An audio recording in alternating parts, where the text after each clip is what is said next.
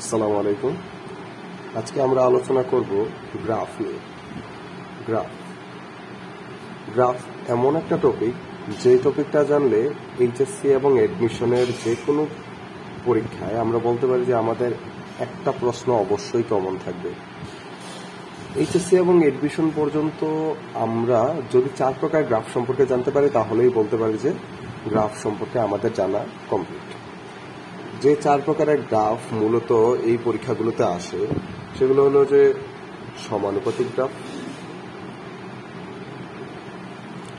ব্যস্তানুপাতিক graph,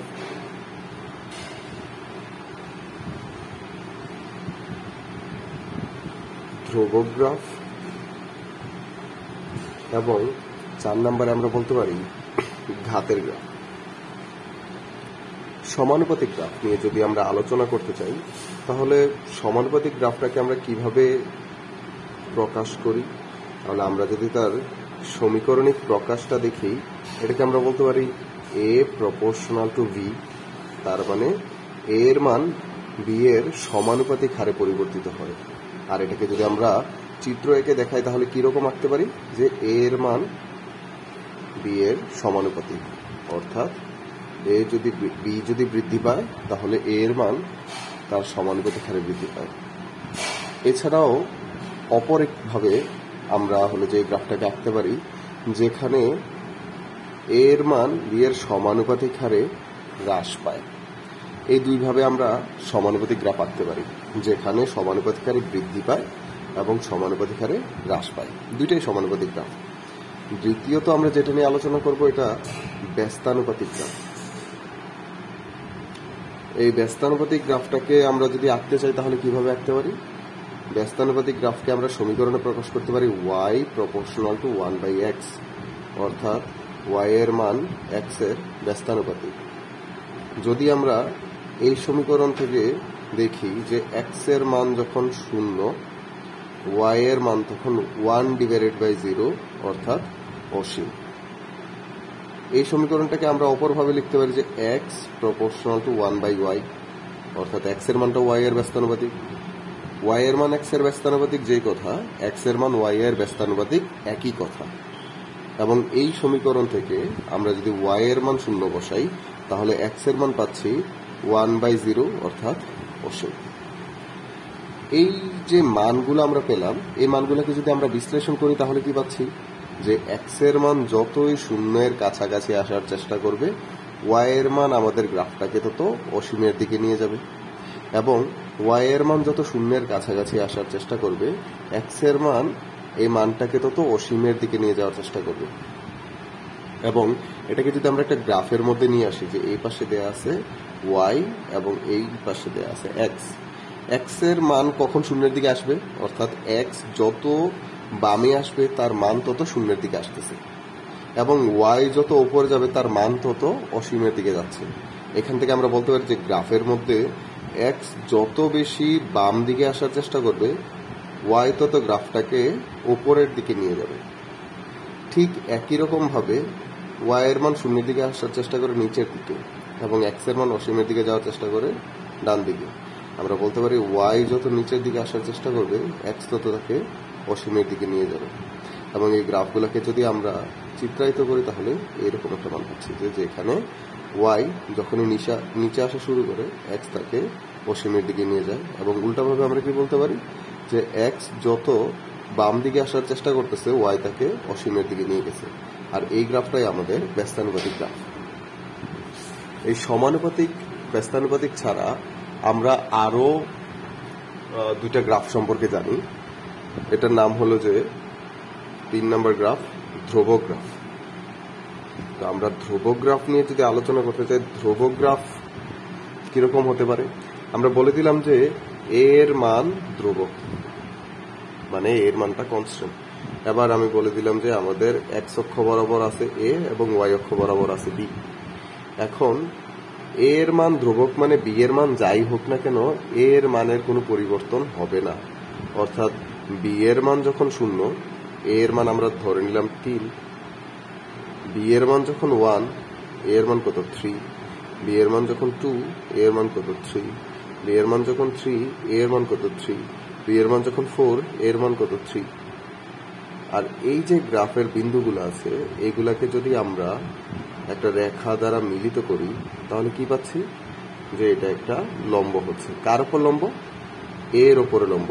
অর্থাৎ আমরা বলতে পারি যে অক্ষ বরাবর আমাদের ধ্রুবক মান রয়েছে ধ্রুবক গ্রাফের মধ্যে আমরা তার উপর একটা লম্ব আঁকবো।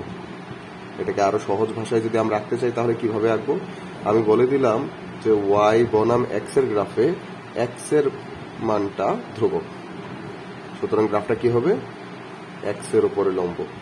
আর যদি ওয়াই এর মানটা ধ্রুবক হতো তাহলে ওয়াই বনাম এক্স এর গ্রাফে ওয়াই এর মানটা ধ্রুবক, তখন কি হবে, এটা ওয়াই এর উপর লম্ব হবে। আর এটা আমাদের তৃতীয় গ্রাফ, ধ্রুবক গ্রাফ। 4 নম্বরে আমরা একটা গ্রাফ নিয়ে আলোচনা করতে পারি যেটাকে আমরা বলবো ঘাতের গ্রাফ। ঘাত মানে কি, পাওয়ার। তার মানে যে একটা সমীকরণিক মান যদি আমরা নিই যে y proportional to x square, এখানে এক্স এর উপর পাওয়ার আছে কত, 2, আর এই জন্যই পাওয়ারের মানটা 1 এর চাইতে বড় বিধায় এটাকে আমরা ঘাত বা পাওয়ারের গ্রাফ বলি। এই গ্রাফটাকে যদি আমরা অঙ্কন করতে যাই তাহলে এই অক্ষ বরাবর আমাদের এক্স এবং এখানে আমাদের দেয়া আছে ওয়াই। এবার চিন্তা করি যে এক্স এর মান যখন 1, ওয়াই এর মান তখন কত, 1 স্কোয়ার মানে 1। এক্স এর মান যখন 2, ওয়াই এর মান তখন কত, 2, 3, 4, তাহলে আমরা বলতে পারি ওয়াই এর মান তখন 4। এক্স এর মান যখন 3, ওয়াই এর মান তখন কত, 3 স্কোয়ার মানে 9। এই বিন্দুগুলোকে যদি আমরা মিলিত করি তাহলে আমরা কি পাই, তাহলে আমরা পাচ্ছি যে এইগুলা আমাদের করসপন্ডেন্ট বিন্দু, এবং এইগুলাকে যদি আমরা মিলিত করি তাহলে গ্রাফটা থেকে কি পাচ্ছি, যে এই গ্রাফটা এক্স এর থেকে দূরে যাওয়ার চেষ্টা করতেছে এবং ওয়াই এর দিকে চলে যাওয়ার চেষ্টা করছে। সুতরাং এখানে এক্স এর ওপর যখন পাওয়ার দেয়া আছে 2, গ্রাফটা এক্স থেকে দূরে যাওয়ার চেষ্টা করে। এবার আমরা যদি বলি যে y proportional to x cube, তাহলে এখানেও কার উপরে পাওয়ার দেয়া আছে, এক্স এর উপর পাওয়ার দেয়া আছে, তার মানে গ্রাফ কি করবে, এক্স থেকে দূরে সরে যাবে। এবার এটাকে আরেকটু কমপ্লিকেটেড যদি আমরা করতে চাই, আমরা বললাম যে y square proportional to x cube, y square proportional to x cube, এখানে দুইটার উপরেই পাওয়ার দেয়া আছে, কিন্তু গ্রাফ কোনটা হবে, আমরা যদি দেখি এখানে ওয়াই এর উপর পাওয়ার 2 কিন্তু এক্স এর উপর পাওয়ার 3, কার উপর পাওয়ার বড়, এক্স এর উপর পাওয়ার বড়। সুতরাং গ্রাফটা আবার কি করবে, এক্স থেকে দূরে যাওয়ার চেষ্টা করবে। যার উপর পাওয়ার বড় গ্রাফ তার থেকে দূরে যাবে। এবং এই 4 রকমের গ্রাফ আমাদের এইচএসসি ও এডমিশনে খুব বেশি গুরুত্বপূর্ণ। এই 4 রকমের গ্রাফ দিয়ে আমরা যে কোনো ম্যাথ সলিউশন করতে পারি, যে কোনো গ্রাফের ম্যাথ সলিউশন করতে পারি। আমরা যদি প্রিভিয়াস ইয়ারের ম্যাথগুলোর দিকে একটু খেয়াল করি তাহলে আমরা এটা আরো ভালোভাবে বুঝবো। যেমন আমরা গ্রাফ সলিউশনের ক্ষেত্রে বললাম যে প্রথম ম্যাথ, যে কৃতকাজ বনাম ব্যাগের গ্রাফ অঙ্কন করো, কৃতকাজ বনাম ব্যাগের গ্রাফ। আর সারপ্রাইজিংলি এই প্রশ্নটা আমাদের ঢাকা ইউনিভার্সিটির এডমিশন টেস্টে 2024 সালে আসে। তাহলে আমরা বলতে পারি এই গ্রাফটা অনেক বেশি গুরুত্বপূর্ণ। তো কৃতকাজ বনাম ব্যাগের গ্রাফের মধ্যে আমরা আসলে কৃতকাজের সাথে ব্যাগের তেমন ডিরেক্ট কোনো সম্পর্ক পাচ্ছি না, কিন্তু আমরা একটা সম্পর্ক জানি যেখান থেকে আমরা কাজ শক্তি উপপাদ্য থেকে বলতে পারি, কাজ শক্তি উপপাদ্য থেকে বলতে পারি যে কৃতকাজের মান গতি শক্তির পরিবর্তনের সমান। এখন ধরে নিলাম যে আদি যে গতিশক্তি আছে তার মান 0 এবং শেষ যে গতিশক্তি আছে তার মান কত, গতিশক্তির মান ইকে। সুতরাং কৃতকাজের মান গতিশক্তির সমান। গতিশক্তিকে আমরা কত লিখতে পারি, হাফ এম ভি স্কোয়ার। অর্থাৎ কৃতকাজের মান কার সমান, হাফ এম ভি স্কোয়ারের সমান। এখান থেকে আমরা যদি বলি যে হাফ এম, এই দুইটা আমাদের ধ্রুবক, এটাকে উঠাই নিলে আমরা কি বলতে পারি, W proportional to V square. যেখানে আমরা দেখতে পাচ্ছি যে যদি এক্স অক্ষ বরাবর আমাদের ব্যাগ ভি এবং ওয়াই অক্ষ বরাবর আমাদের কাজ ডাব্লিউ প্রকাশ করি আমরা, যেখানে ব্যাগের ওপর পাওয়ার 2 অর্থাৎ ব্যাগের পাওয়ার বেশি, সুতরাং গ্রাফটা কি করবে, গ্রাফটা ব্যাগ থেকে দূরে চলে যাওয়ার চেষ্টা করবে। এইভাবে আমরা আরো অনেক গ্রাফ নিয়ে আসতে পারি। যেমন আমরা তাপগতিবিদ্যার মধ্যে যদি বলি যে দ্বিতীয়ত তাপগতিবিদ্যায় আমরা বললাম সমুষ্ণ প্রক্রিয়া।